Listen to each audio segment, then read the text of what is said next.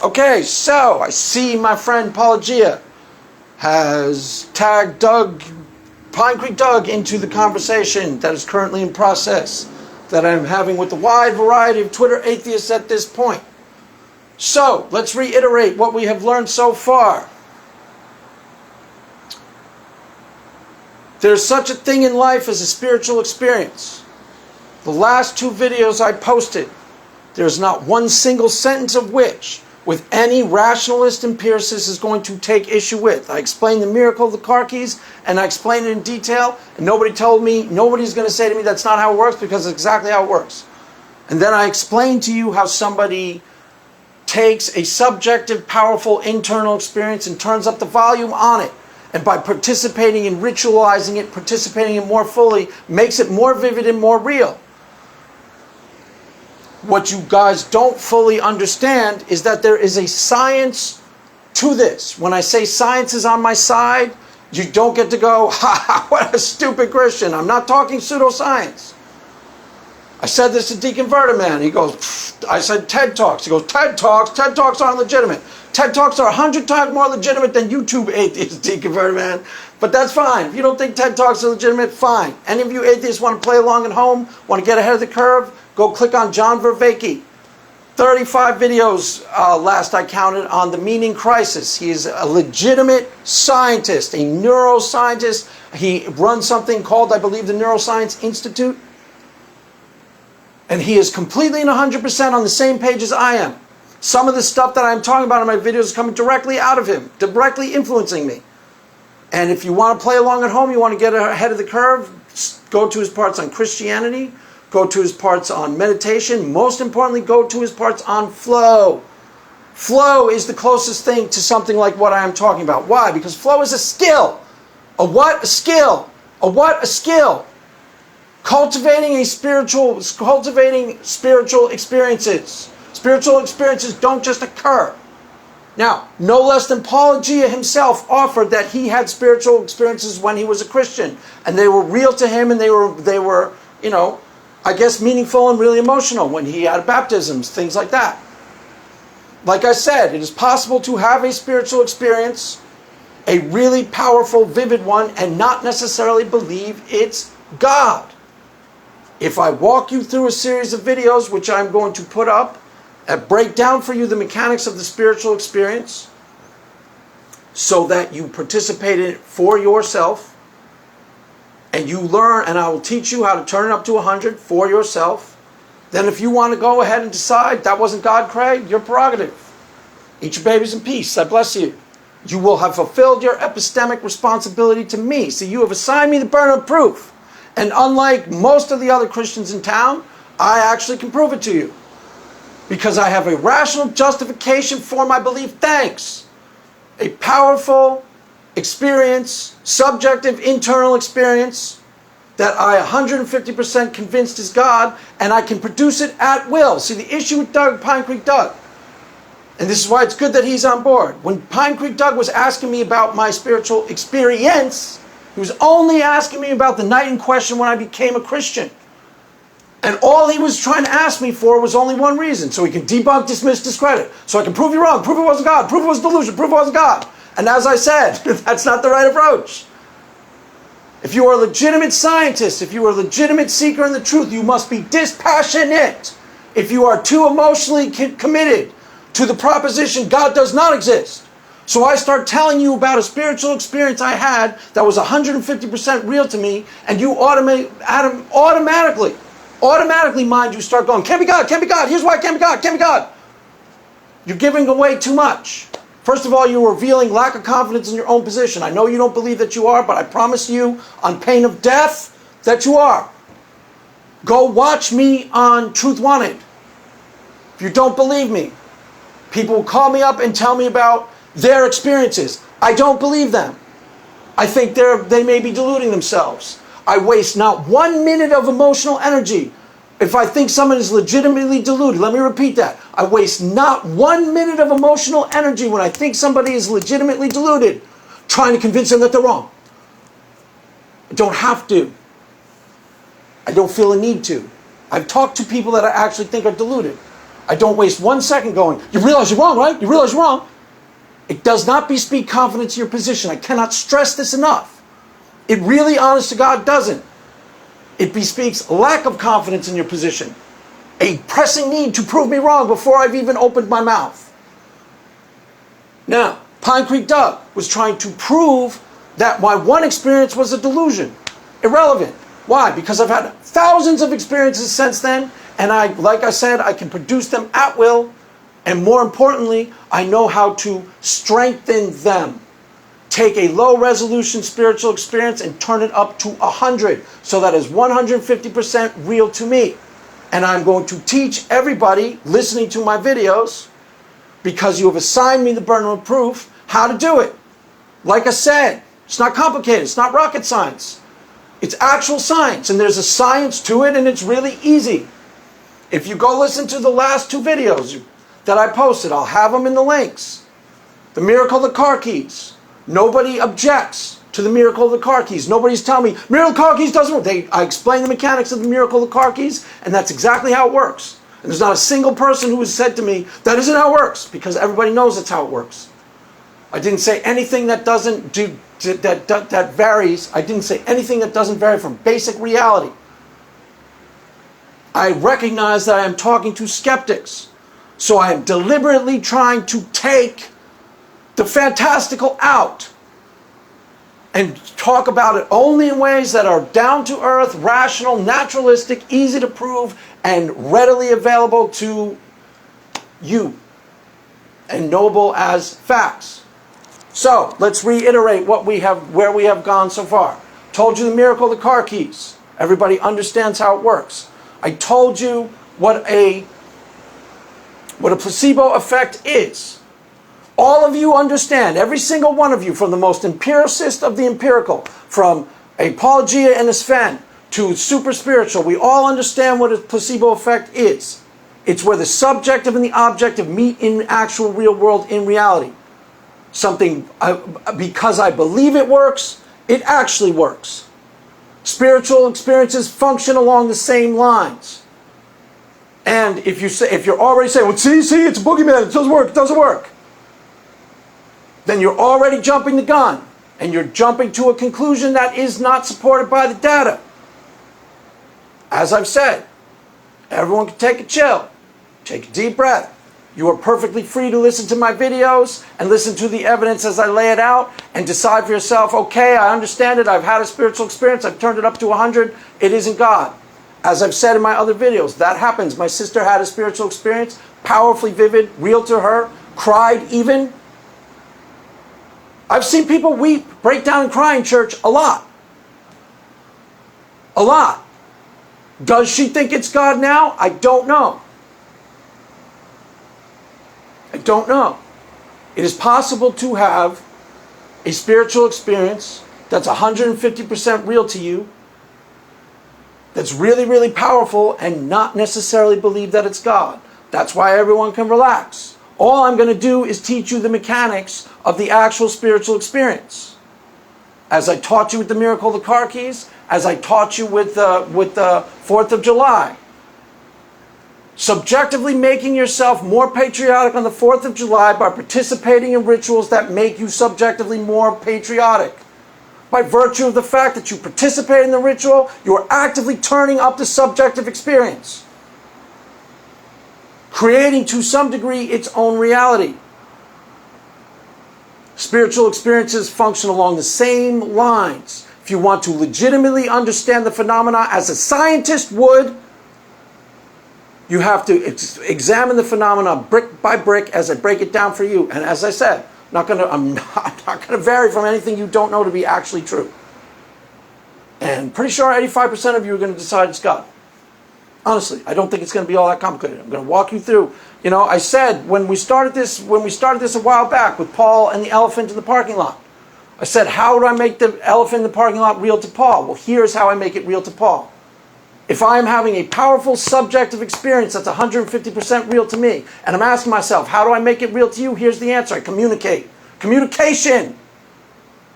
Communication is what makes it real to you. I tell you in vivid detail my experiences. I relay to you the subjective experience of being me in my own skin and its reality.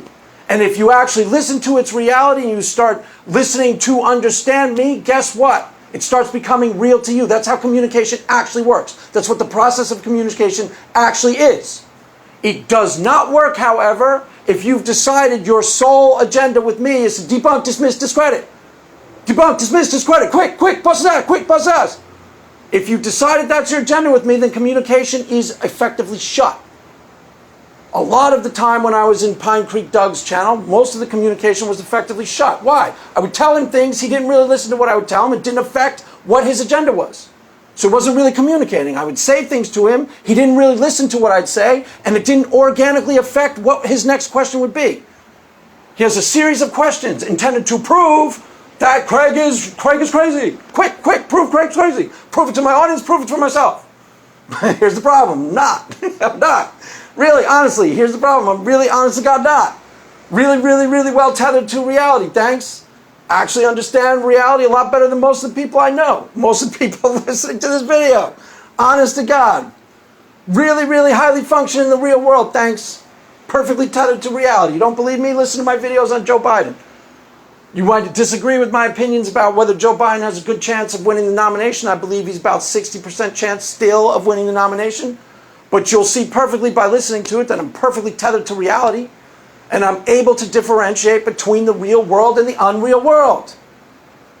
Other Christians, not so much. But as I will explain in my videos to come, that isn't necessarily because they can't. It's because they have been trained by the Christian environment to not be tethered to the real world. Because the Christian environment rewards unreality.